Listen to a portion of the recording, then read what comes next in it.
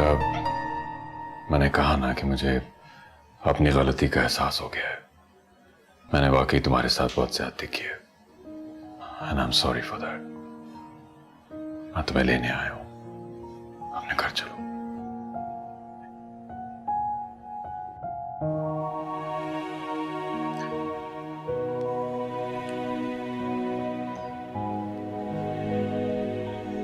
इसकी अब कोई जरूरत नहीं है।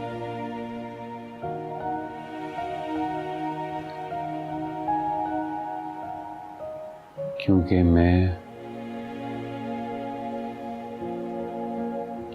यहां से कहीं नहीं जाऊंगा। प्लीज मोहित,